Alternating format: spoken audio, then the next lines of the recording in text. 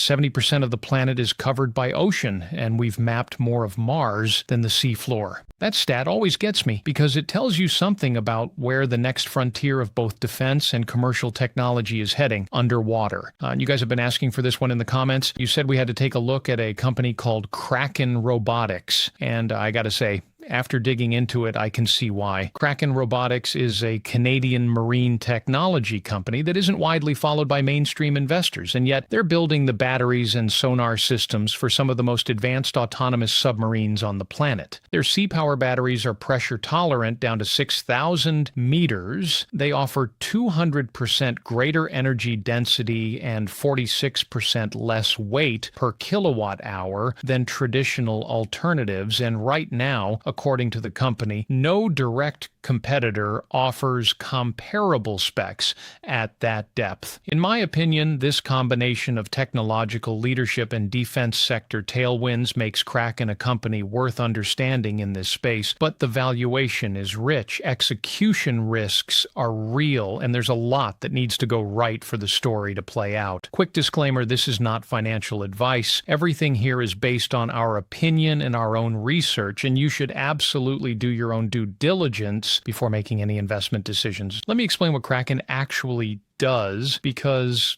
the technology is genuinely fascinating once you dig into it. Think about what a modern autonomous underwater vehicle, a UUV, needs to function. It needs power to operate for extended missions, often weeks at a time in extreme pressure environments. It needs high-resolution sonar to map the seafloor and detect threats like mines or enemy submarines. And it needs all of this to be as compact and lightweight as possible so the vehicle can carry payloads and sensors. Kraken builds both sides of that equation. Their SeaPower batteries are the energy source, and their AquaPix synthetic aperture sonar provides imaging resolution that makes traditional sonar look like a blurry photograph. What makes the battery technology particularly notable is how it works. Traditional subsea batteries are either oil compensated or housed in pressure vessels. Basically, you build a container to protect the battery from the ocean's pressure. Kraken took a fundamentally different approach, using a thermally cured silicon matrix that is inherently pressure tolerant. This means no heavy pressure housing needed, which saves roughly 50% of the volume compared to conventional systems. That freed up space means a UUV can carry more sensors, more payload, or simply operate longer. And once a defense program certifies a specific battery system into their platform, switching to a competitor is extremely difficult because the battery design influences the entire vehicle's geometry, buoyancy, and mission profile. That creates significant switching costs, which in defense contracting can be a meaningful competitive advantage. Now, here's where the growth story becomes compelling, in my opinion. Kraken's biggest customer relationship is with Anduril Industries, Palmer Luckey's defense technology company that's currently valued at around $30 billion privately. Anduril builds the Ghost Shark XL for Australia's Royal Navy under a contract worth over $1.5 billion, and the smaller Dive LD autonomous submarine for the U.S. Navy.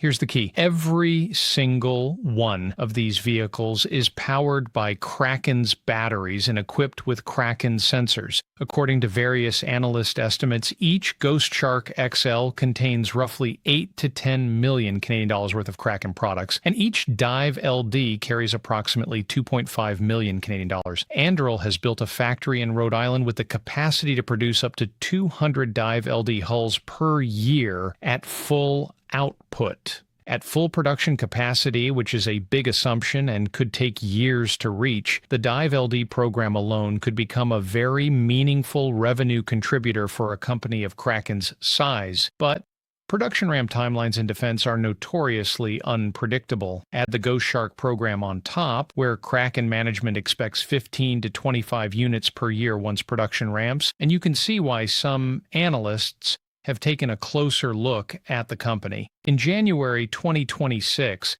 Kraken announced 35 million Canadian dollars in SeaPower battery sales to 3 unnamed customers following a 34 million Canadian dollar order and a 12 million Canadian dollar order in the months before. The new 60,000 square foot battery manufacturing facility in Nova Scotia is coming online in Q1 2026, which management says will triple their production capacity to roughly 200 million Canadian dollars annually. CEO Greg Reed said the company is seeing increasing momentum and is well positioned to supply the rapidly growing UUV segment, though it's worth noting that CEOs of small growth companies typically present their outlook in optimistic terms. But I want to emphasize, these production ramp numbers are forward-looking projections, not guarantees. How quickly Anduril's factories actually reach full production and how many navies ultimately order these vehicles remains to be seen. But here's where we need to talk about the risks, because they're substantial and ignoring them would paint an incomplete picture. First,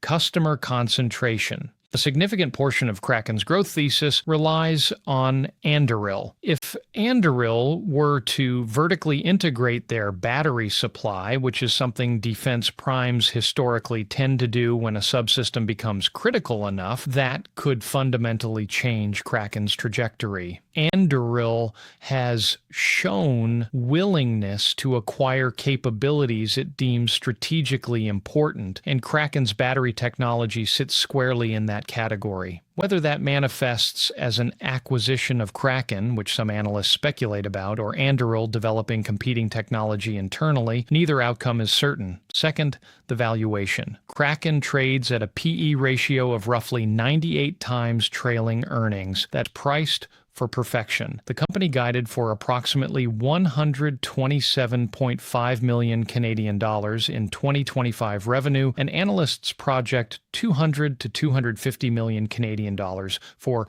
2026 if the factory ramp goes well. But if there's any stumble in execution, delays at the Nova Scotia facility, slower than expected Anduril production rates, or defense budget shifts, the stock has very little margin of safety at current levels. Third, Kraken is a small cap listed on the TSX Venture Exchange, which means lower liquidity, wider spreads, and less institutional coverage than a major exchange listing. There has been speculation about a potential NASDAQ uplisting, which could improve liquidity and attract larger investors, but it's still an unconfirmed possibility at this point. And finally, the company has a history of shareholder dilution through equity raises to fund growth, which is something investors should factor into their analysis. Defense procurement cycles are also notoriously slow and unpredictable. A program that looks certain today can be delayed or restructured by political decisions that have nothing to do with the technology. So where does this leave us? In my opinion, Kraken Robotics occupies a genuinely unique position in the defense supply chain. They're currently the sole source supplier of pressure-tolerant batteries for what could develop into a significant autonomous submarine program. The technology appears to have no direct competitor at this scale and depth rating, and that's largely because of how deeply integrated the batteries become once certified into a platform. Beyond Anduril, Kraken supplies batteries to Huntington Ingalls for the Remus family of UUVs and to Kongsberg for the Hugin platform, which diversifies their customer base to some degree. Q3 2025 showed revenue up 60% year over year to 31.3 million Canadian dollars with 59% gross margins and adjusted EBITDA up 64%. The Q4 2025 earnings are expected in early May 2026, and the market will be watching closely for confirmation that the factory ramp is on track and that order momentum is continuing. If Kraken can execute on the manufacturing expansion and Anduril's production scales as expected, the revenue growth potential over the next few years could be significant. But the if